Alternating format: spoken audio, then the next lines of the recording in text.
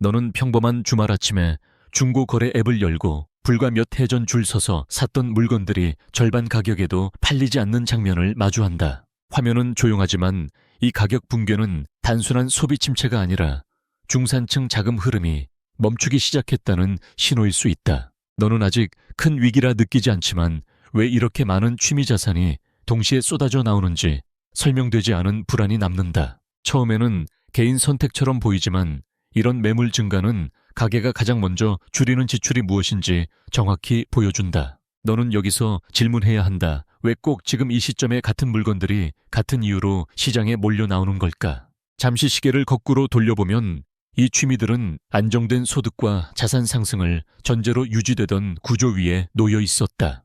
회사 카드로 결제되던 비용과 오르기만 하던 집값은 너의 실제 지출 감각을 오랫동안 흐리게 만들었다. 이 구조는 마치 천천히 물이 새는 배처럼 겉보기엔 멀쩡하지만 어느 순간 동시에 무게를 견디지 못한다.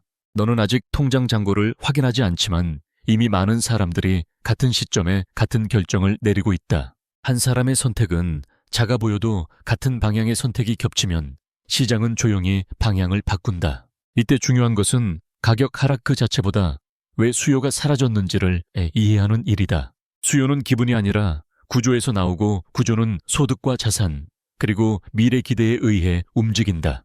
너는 아직 이 연결고리를 느끼지 못하지만 취미 시장은 늘 가장 먼저 반응하는 약한 고리다. 마치 천이 떨어질 때 손끝부터 차가워지는 것처럼 자금 압박은 여가 지출에서 먼저 드러난다. 너는 이 현상이 일시적이라 믿고 싶지만 과거에도 이런 신호는 반복되어 왔다. 비슷한 장면은 이전 경기 둔화 국면마다 나타났고 그때마다 다음 단계는 더 넓은 영역으로 번졌다. 아직은 개인 이야기처럼 들리지만 이 흐름은 곧 자산시장과 고용시장으로 이어질 수 있다. 너는 지금 이 순간 무엇이 줄어들고 무엇이 팔리고 있는지 관찰해야 한다.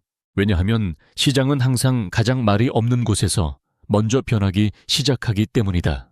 이 조용한 중고거래 화면 뒤에 무엇이 기다리고 있는지는 아직 설명되지 않았다. 너는 이 현상이 왜 지금 나타났는지 이해하려면 단순한 소비 심리가 아니라 촉발된 계기를 먼저 살펴봐야 한다. 이 시점의 변화는 우연이 아니라 동시에 작동하기 시작한 몇 가지 압력들이 겹치며 표면으로 드러난 결과다. 가장 먼저 흔들린 것은 금리가 오르며 가계의 숨통을 서서히 조이기 시작한 점이다. 너는 아직 매달 내는 금액이 조금 늘었을 뿐이라 느끼지만 누적된 이자 부담은 선택의 폭을 빠르게 줄인다. 금리는 마치 보이지 않는 손처럼 모든 지출 항목을 동시에 재정렬한다. 다음으로 중요한 변화는 자산 가격이 더 이상 안전한 완충장치처럼 작동하지 않기 시작했다는 사실이다. 집값과 주식이 오를 때는 취미 비용이 부담으로 느껴지지 않지만 방향이 바뀌면 판단 기준이 달라진다. 너는 자산이 멈춘 순간부터 현금 흐름에 훨씬 민감해지는 자신을 발견한다. 여기에 고용 안정성에 대한 미묘한 불안이 더해지며 사람들은 가장 빨리 줄일 수 있는 지출을 찾는다. 그 선택지는 대개 생존과 직접 관련 없는 여가와 취미로 향한다. 이 과정은 누군가의 결단이 아니라 거의 자동 반사처럼 일어난다. 너는 이것이 개인의 절약이라고 생각할 수 있지만 실제로는 구조가 요구한 반응에 가깝다. 마치 경사가 바뀐 도로에서 차량들이 동시에 속도를 줄이는 것과 비슷하다. 이때 중요한 점은 속도를 줄인 차량이 다시 가속하기까지 시간이 오래 걸린다는 사실이다. 소비가 줄어든 자리에는 공백이 남고 그 공백은 관련 산업의 매출을 바로 압박한다. 아직 가게 문은 열려 있지만 내부의 숫자는 이미 이전과 다른 이야기를 하고 있다. 너는 이 신호가 취미 시장에만 머무르지 않는다는 점을 기억해야 한다. 여가 산업은 종종 가게 재무 상태를 미리 보여주는 조기 경보 장치 역할을 해왔다. 과거에도 이 경보가 울린 뒤 더 큰 조정이 이어진 사례는 적지 않았다. 이제 문제는 이 압력이 다음으로 어디를 건드릴지다. 너는 이 구조가 갑자기 생긴 것이 아니라 오랜 시간에 걸쳐 조용히 쌓여왔다는 사실을 이해해야 한다. 과거의 성장 국면에서 시스템은 안정처럼 보였고 많은 사람들은 그 안정이 영구적이라 믿는 경향을 보였다.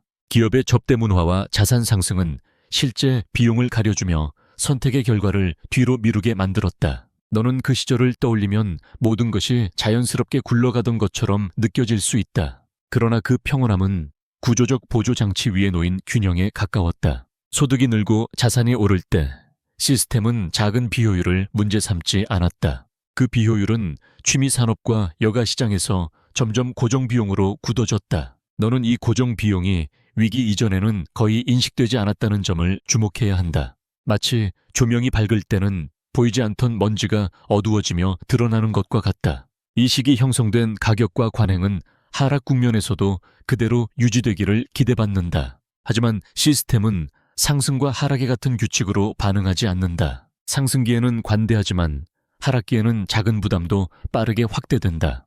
너는 이 차이를 이해하지 못하면 왜 갑자기 모두가 동시에 줄이기 시작했는지 놓치게 된다. 과거의 성공 공식은 현재의 환경에서는 오히려 위험 요소로 작용할 수 있다. 취미 시장은 이 변화가 가장 먼저 드러나는 실험실 같은 공간이다. 여기서 나타난 균열은 다른 산업에서도 비슷한 형태로 반복되는 경향이 있다. 너는 아직 이 균열이 어디까지 번질지 알 수 없다는 점을 기억해야 한다. 다만 과거 사례를 보면 초기 경고를 무시한 대가는 늘 더 컸다. 이 시스템의 핵심은 개인의 도덕성이 아니라 구조의 설계에 있다. 이제 다음으로 살펴볼 것은 이 구조가 실제로 어떻게 작동하며 압력을 전달하는지다. 너는 이제 이 시스템이 감정이 아니라 숫자와 규칙으로 어떻게 압력을 전달하는지 차분히 들여다봐야 한다. 핵심 메커니즘은 소득에서 고정 지출을 뺀 나머지 선택 가능한 돈이 얼마나 빨리 줄어드느냐에 달려 있다. 이 여유 자금은 평소에는 잘 느껴지지 않지만 줄어들기 시작하면 모든 선택의 기준이 된다. 너는 이를 물통에 비유할 수 있는데 들어오는 물은 그대로인데 구멍이 늘어나면 수위는 빠르게 낮아진다. 금리 상승과 물가 압력은 이 물통 바닥에 동시에 여러 개의 구멍을 낸다. 처음에는 한 방울씩 새는 것처럼 보여도 시간이 지나면 속도는 눈에 띄게 빨라진다. 이때 사람들은 본능적으로 가장 큰 구멍을 막으려 하기보다 가장 쉽게 막을 수 있는 곳을 선택한다.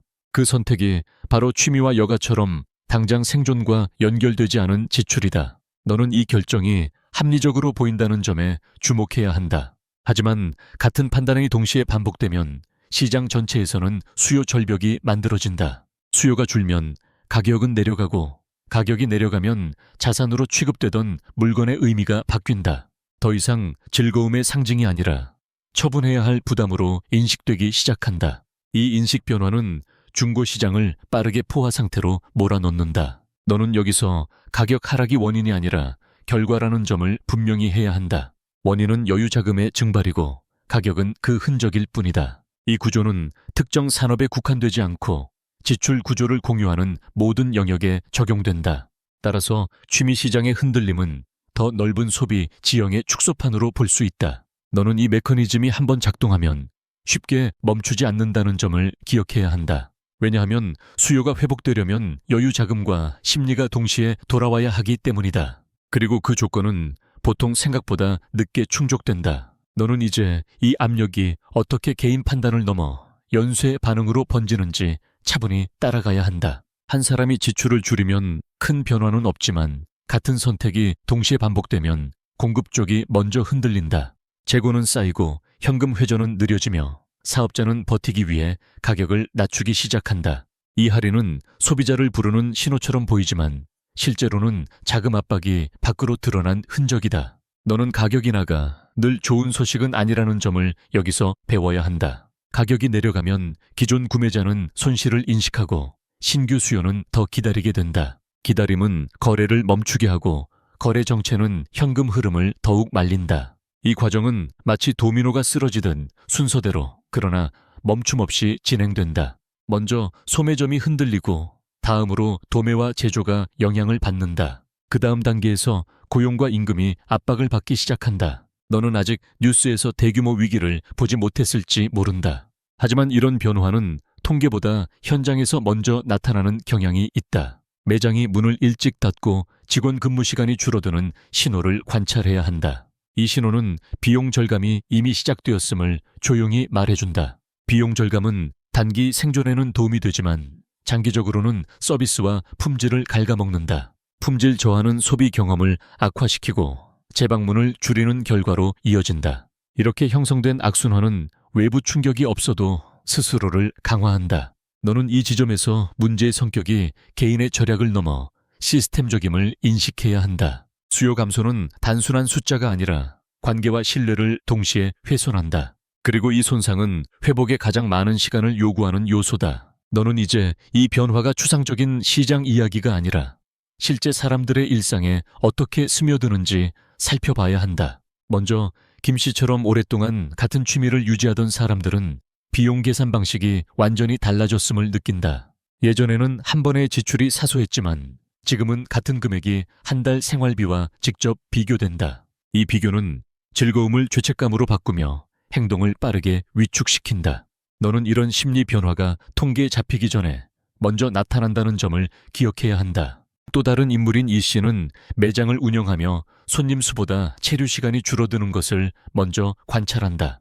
방문은 유지되는 것처럼 보여도 지갑이 열리지 않으면 매출은 자연스럽게 감소한다. 그는 재고를 줄이기 위해 할인에 나서지만 그 선택이 다음 달을 더 어렵게 만든다는 것도 안다. 너는 여기서 선택지가 점점 나빠지는 구조를 보게 된다. 개인 소비자는 아끼고 사업자는 버티며 양쪽 모두 여유를 잃는다. 이 과정에서 가장 먼저 사라지는 것은 확신이다. 사람들은 불확실성을 느끼면 결정을 미루고 미뤄진 결정은 시장의 속도를 떨어뜨린다. 속도가 느려진 시장은 다시 불안을 키우는 방향으로 작동한다. 너는 이 반복이 감정 문제가 아니라 구조적 피드백이라는 점을 이해해야 한다. 이런 환경에서는 작은 충격도 평소보다 크게 증폭될 수 있다. 문제는 충격이 언제 어디서 올지 명확하지 않다는 데 있다. 그래서 많은 사람들은 아직 아무 일도 없다고 스스로를 설득한다. 그러나 현장은 이미 다른 이야기를 하고 있다. 너는 말보다 행동의 변화를 관찰해야 한다. 왜냐하면 행동은 늘 인식보다 먼저 움직이기 때문이다. 너는 이제 이 흐름 속에서 무엇을 보면 위험이 커지고 있는지 스스로 점검해야 하는 단계에 들어선다. 첫 번째 신호는 가격이 아니라 거래 빈도이며 물건이 아니라 사람의 움직임이다. 거래는 남아있지만 속도가 느려지고 결정까지 걸리는 시간이 길어지면 긴장이 쌓이고 있다는 뜻이다. 두 번째 신호는 할인이라는 단어가 일시적 이벤트가 아니라 상시 상태로 바뀌는 순간이다. 상시 할인은 여유가 아닌 생존을 위한 선택일 가능성이 높다. 세 번째로 봐야 할 것은 비용 구조가 바뀌지 않은 채 매출만 줄어드는 모습이다. 이 상태가 지속되면 고정비는 압박이 되고 압박은 결국 인력과 서비스로 전가된다. 너는 직원 교체가 잦아지고 숙련도가 떨어지는 현장을 주의 깊게 관찰해야 한다. 네 번째 신호는 소비자의 말과 행동이 어긋나기 시작하는 지점이다. 사람들은 아직 괜찮다고 말하지만 지갑은 이미 닫혀 있는 경우가 많다. 이 불일치는 시장 참여자 모두의 판단을 흐리게 만든다. 다섯 번째로 중요한 신호는 비교 대상이 바뀌는 것이다. 예전에는 가격을 과거와 비교했다면 이제는 대체 선택과 즉각 비교한다. 이 비교는 시장의 바닥을 낮추는 방향으로 작용하는 경향이 있다. 너는 이 신호들이 하나씩 나타나는 순서를 기억해야 한다. 왜냐하면 이 순서는 과거 여러 조정 국면에서 반복되어 왔기 때문이다. 아직 모든 경고가 동시에 울린 것은 아니다. 그러나 일부 신호만으로도 방향성은 충분히 읽을 수 있다. 너는 확신보다 관찰을 우선해야 한다. 이 단계에서 가장 위험한 선택은 아무 신호도 없다고 가정하는 일이다. 너는 이제 이 흐름 속에서 당장 행동하라는 조언이 아니라 사고방식을 어떻게 조정해야 하는지를 점검해야 한다. 위험을 줄이는 첫 단계는 상황이 정상으로 곧 돌아올 것이라는 자동적인 기대를 의심하는 데서 시작된다. 시장은 회복될 수 있지만 회복의 속도와 순서는 개인의 계획과 다를 수 있다. 그래서 너는 결과를 예측하려 하기보다 조건이 어떻게 변하고 있는지를 관찰하는 쪽이 더 현실적이다. 이 시기에는 공격적인 선택보다 유연성을 남기는 선택이 종종 더 나은 결과를 낳는다. 유연성은 수익을 극대화하지는 않지만 손실이 확대되는 경로를 늦출 수 있다. 너는 고정된 지출과 선택적 지출의 경계를 다시 확인해야 한다. 이 경계가 흐려질수록 작은 충격도 생활 전체를 흔들 가능성이 커진다. 또 하나 중요한 태도는 비교 대상에서 자신을 떼어내는 것이다. 주변의 소비 기준이나 과거의 생활 수준은 현재 판단을 왜곡할 수 있다. 너는 지금의 조건에서 지속 가능한 상태가 무엇인지 스스로 정의해야 한다. 이 정의는 남들에게 설명하기 위한 것이 아니라 스스로 흔들리지 않기 위한 기준이다. 동시에 정보에 대한 태도도 조정할 필요가 있다. 극단적인 낙관이나 비관은 모두 관찰을 방해하는 소음이 되기 쉽다. 너는 신호와 의견을 구분하는 연습을 해야 한다. 신호는 행동과 숫자에서 나오고 의견은 감정과 해석에서 나온다. 이 구분은 불확실성이 클수록 더 중요해진다. 아직 결론을 내릴 단계는 아니지만 준비하는 태도는 이미 필요하다. 준비란 움직이지 않는 것이 아니라 불리한 방향으로 밀릴 때를 대비하는 것이다. 이 사고방식은 다음 단계에서 다룰 더 큰 구조를 이해하는 토대가 된다. 너는 이제 이 흐름이 개인의 선택을 넘어 자산과 시장으로 어떻게 확장되는지 냉정하게 바라봐야 한다. 소비 둔화가 길어지면 현금 흐름에 의존하던 자산부터 평가가 다시 이루어지는 경향이 나타난다. 이 재평가는 갑작스럽기보다 서서히 기준이 바뀌는 방식으로 진행된다.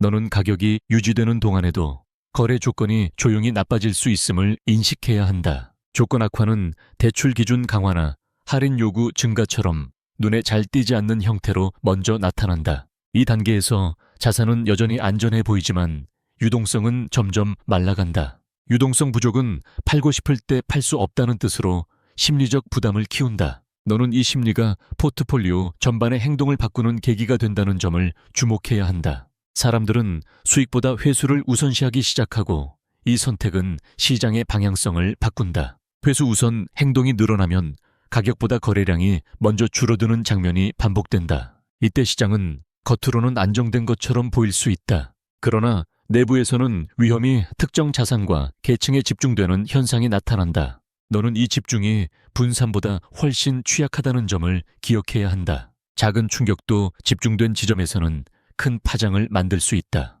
이 구조는 금융시장과 실물 경제 사이의 연결고리를 더 팽팽하게 만든다. 한쪽의 흔들림은 다른 쪽으로 지연되어 전달되는 경향이 있다. 그래서 문제는 종종 원인보다 나중에 드러난다. 너는 표면의 안정에 안심하기보다 내부 압력을 상상해야 한다. 지금 이 단계는 붕괴가 아니라 취약성이 쌓이는 과정에 가깝다. 그리고 취약성은 항상 예상보다 넓은 범위에서 작동한다. 너는 이제 이 이야기가 단기적인 불안이 아니라 선택과 준비의 차이를 묻고 있다는 점을 분명히 인식해야 한다. 시스템은 갑자기 무너지기보다 사람들이 불편한 신호를 외면하는 동안 서서히 방향을 바꾼다. 많은 사람들은 아직 괜찮다는 말로 불안을 미루고 변화가 명확해질 때까지 기다리려 한다. 그러나 그 기다림은 종종 선택지를 줄이는 방향으로 작용한다. 과거에도 준비한 사람과 부정한 사람의 차이는 위기 이후에 가장 크게 벌어졌다. 준비는 정답을 아는 것이 아니라 상황이 달라질 수 있음을 받아들이는 태도에서 시작된다. 너는 모든 위험을 피할 수 없지만 위험이 커지는 경로를 인식할 수는 있다. 이 인식은 공포를 키우기 위한 것이 아니라 판단의 속도를 높이기 위한 것이다. 시장은 항상 신호를 먼저 보내고 결과는 나중에 도착한다. 문제는 대부분 사람들이 결과만 보고서야 신호를 되돌아본다는 점이다. 너는 지금 이 순간이 결과가 아니라 신호의 구간에 있을 가능성을 고려해야 한다. 아직 붕괴는 없지만 방향성은 이미 형성되고 있을 수 있다. 이 차이를 이해하면 뉴스의 톤과 주변의 행동이 다르게 보이기 시작한다. 더 조용해진 현장과 늘어난 침묵은 종종 가장 큰 정보를 담고 있다. 너는 확신을 찾기보다 불확실성을 관리하는 쪽으로 시선을 옮겨야 한다. 관리란 움직이지 않는 것이 아니라 불리해질 때 대응할 여지를 남기는 것이다. 이 태도는 시장을 이기기 위한 것이 아니라 삶의 충격을 완화하기 위한 선택이다. 결국 이 이야기가 묻는 것은 부의 크기가 아니라 준비의 깊이다. 부정은 잠시 편안함을 주지만 준비는 선택권을 남긴다. 너는 지금 무엇을 믿을지보다 무엇을 관찰할지를 결정해야 한다.